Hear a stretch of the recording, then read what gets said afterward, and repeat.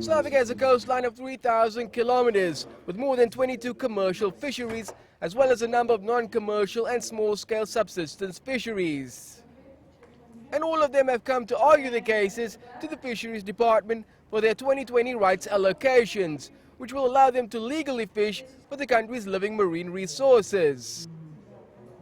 This process will determine not only who gets what and in which sector, but just how much and for how long, which is a process where much has to be determined. We're about to embark on a new rights allocation process in 12 fishing sectors, and we are reviewing the policy that guides that rights allocation process, and we're consulting with stakeholders around their views on how we can improve the rights allocation process to get that balancing act correct. The fishing sector is varied, but is dominated by a few lucrative longline deep-sea fisheries, which largely fall to commercial interests, who export around $500 million to the overseas market, or half of its catch. The other half goes to the local market, with 144,000 tons of hake being caught in the Western Cape alone. Securing a decent quota has become critical to the local industry.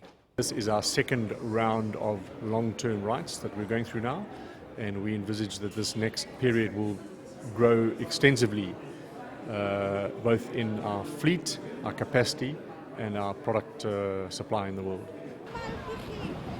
High-value species such as West Coast rock lobster is a fishery that's already 98% overfished.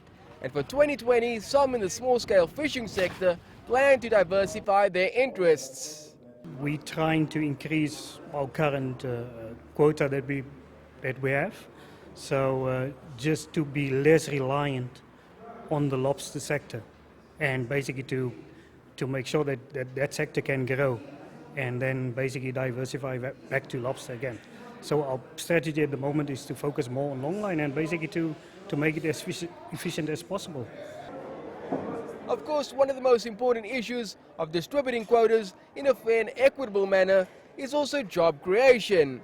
And with 27,000 people employed in the commercial sector alone, it will be an important issue that the Department of Fisheries will have to consider for 2020. The department says they'll likely take a similar path to previous rights allocations in order to avoid being hauled to court by disgruntled applicants, which could take unnecessary time and lengthen the already contentious process.